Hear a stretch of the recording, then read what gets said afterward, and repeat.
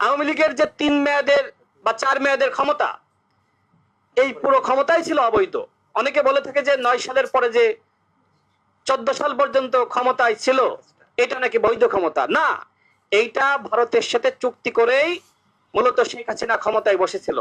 অনেক বক্তা আছে, আমি খুব বেশি বক্তব্য আমি বাড়াতে চাই না। এখানে আমাদের এমপি মারদিয়া মমতাজ আপা এসেছেন, তিনিও বক্তব্য রাখবেন। আমি ভেবেছিলাম যে আপা হয়তো আমার সাথে বসতে একটু মানে হেজিটেশন ফিল করেন, একটা টক শোতে বলেছিলেন। আমি ভেবেছিলাম যে আপা বক্তব্য দেওয়ার আগে আমি বলে চলে যাব। তো যাই হোক, আমি যে কথা বলতে চাই শোনেন। বর্তমানে বিএনপি সরকার ক্ষমতায় রয়েছে। বিএনপি সরকারকে যদি আপনারা সবাই সহযোগিতা করেন, ইনশাল্লাহ এই যে সীমান্তে যে পুশিনের ঘটনা ঘটছে, এই পুশিনের ঘটনা ঘটানো হচ্ছে পরিকল্পিতভাবে এই সরকারকে আনস্টেবল করার জন্য। এই সরকার চাইলে তো ভারতের সাথে অনেক বিষয়ে সম্মতি জ্ঞাপন করতে পারত।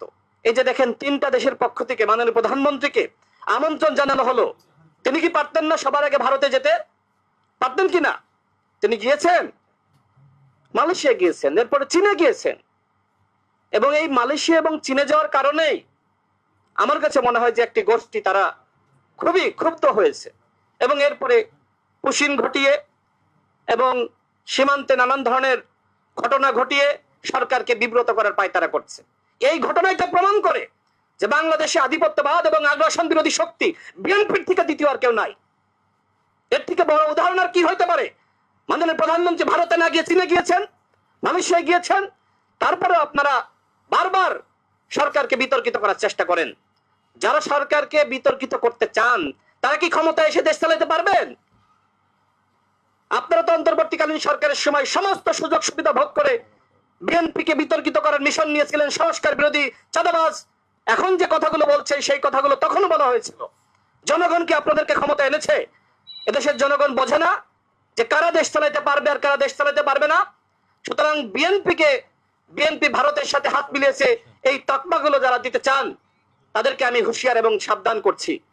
বিএনপি সম্পর্কে বিভ্রান্তি যত সৃষ্টি করবেন আপনারা তলানিতে যাবেন। বরং এই সরকারকে সহযোগিতা করলে সংস্কারের যে ম্যান্ডেট, জাতীয় জুলাই সনদের যে ম্যান্ডেট, সেগুলো ইনশাল্লাহ বাস্তবায়িত হবে। আমি সর্বশেষ বলবো, এই যে 3টা বিষয় আমাদের ভাইয়েরা প্রোগ্রাম করছে, এই 3টা বিষয়ে আমাদের ঐক্যমত দরকার। আমাদের ভিতরে রাজনৈতিক কারণে মত পার্থক্য থাকবে, কিন্তু সীমান্ত হত্যা, ফেলানিকে যেভাবে কাটা তারের বেড়ায় ঝুলিয়ে রাখা হয়েছিল, এই ধরনের ঘটনা বাংলাদেশে আর ঘটুক সেটি আমরা চাই না। আমরা ভারতকে বলবো যে আপনাদের সাথে আমরা সম্পর্ক চাই, আমরা আওয়ামী লীগের মধ্যে সম্পর্ক চাই না। আমরা চাই মর্যাদার সম্পর্ক, সম্মানের সম্পর্ক। আমরা প্রতিবেশীকে অস্বীকার করতে পারি না, কিন্তু সেই প্রতিবেশী যদি সবসময় আমাকে ব্যর্থ করার চেষ্টা করে, সেই প্রতিবেশী যদি সবসময় মনে করে যে বাংলাদেশ কোন রাষ্ট্র নয়, 71-এ আমরা তাদেরকে সহযোগিতা করেছিলাম, সুতরাং এখন আমরা যেভাবে চাইবো বাংলাদেশ সেইভাবে চলবে, এটাকে আমরা মানবো? 71-এ ভারত তার প্রয়োজনে সহযোগিতা করেছে, আর এদেশের মানুষ নিপীড়িত হচ্ছিল, শোষিত হচ্ছিল, বঞ্চিত হচ্ছিল, যে কারণে এদেশের জনগণ অস্ত্র হাতে তুলে নিয়েছিল। সুতরাং ভারত যদি মনে করে যে আজীবন প্রতিদান দিতে হবে, এত মাথা নিচু করে বাংলাদেশের জনগণ বসবাস করবে না। আমরা ভারতের চোখে চোখ রেখে কথা বলতে শিখেছি। সুতরাং ভারতকে বলবো এই সীমান্ত হত্যা বন্ধ করতে হবে। বাংলাদেশকে দুর্বল ভেবে যদি সীমান্তে আপনারা গুলি চালান, তাহলে কিন্তু আমাদের বিজিবি পাল্টা গুলি চালাবে, সেই হুঁশিয়ারি কিন্তু তারা উচ্চারণ করেছে। আর পুশিনের কোনো ঘটনা মেনে নেওয়া হবে না। বাংলাদেশের জনগণ ইতিমধ্যে তারা কিন্তু সীমান্ত পাহারা দিচ্ছে। পুশিনের যদি আর ঘটনা আপনারা ঘটাইতে চান, সেক্ষেত্রে আমি বলবো যে সবার আগে শেখ হাসিনাকে আর ওই শুভেন্দু অধিকারীকে পুশিন করেন।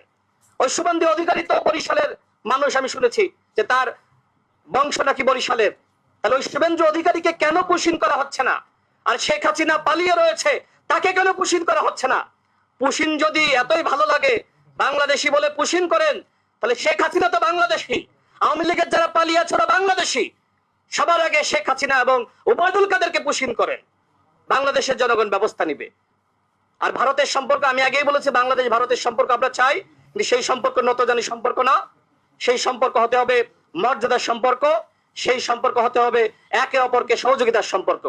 আজকে এখানে যারা উপস্থিত হয়েছেন, আমরা সবাই এই গণ অভ্যুত্থানের পক্ষের শক্তি। সুতরাং গণ অভ্যুত্থানের পক্ষের শক্তির মধ্যে যত বিষয়ে মত পার্থক্য থাকুক না কেন, কিন্তু এই তিনটা বিষয়ে গ্রিন পার্টি যে আয়োজন করেছে, সীমান্ত হত্যা, পুশকিন এবং বাংলাদেশ ভারত সম্পর্ক মর্যাদার ভিত্তিতে হতে হবে, এই বিষয়ে আমরা ইনশাআল্লাহ একমত।